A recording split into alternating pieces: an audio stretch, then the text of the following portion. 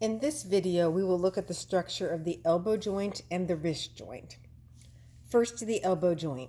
The elbow joint is comprised of the distal part of the humerus, right here, and the proximal parts of the ulna and the radius.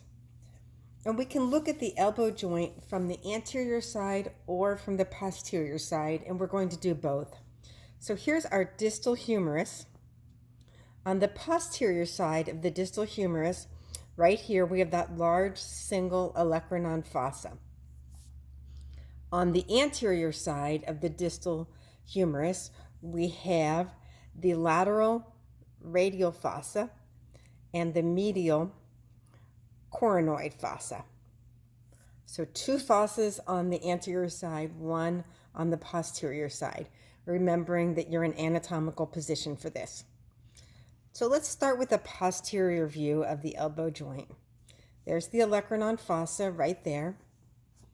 The olecranon process of the ulna articulates with the olecranon fossa from this side. Remember that the head of the radius is proximal, and here's the head of our radius. The head of the radius tucks right into this little notch right here on the lateral side of the ulna. And then if we look at the distal area down here,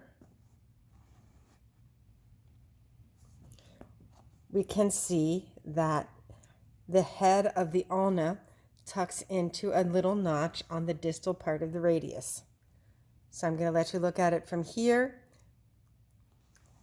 and then right here. And once again, notice olecranon process and olecranon fossa, head of the radius on this notch of the ulna. And there's your elbow joint. Now let's turn our humerus over and just take a look at that from the other side.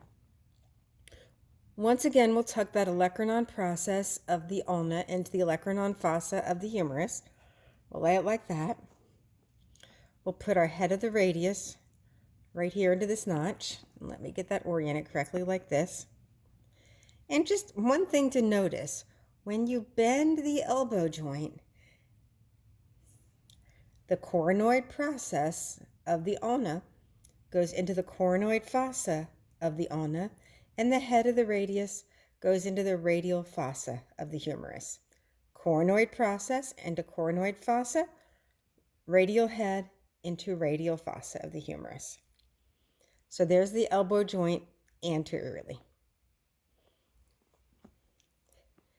One other way to remember is to keep in mind that the head of the humerus is on the medial side, and the ulna is always medial, the radius is always lateral. And that might also help you to orient these joints.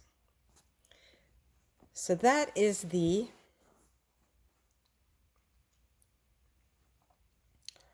elbow, and now we'll look at the wrist, which is a fairly simple joint. This notch at the head of the ulna fits this. The head of the ulna fits into this notch in the distal part of the radius, and then let's see. This side is lateral. It goes this way. The proximal carpals articulate with the ulna and the radius, and there is your wrist joint.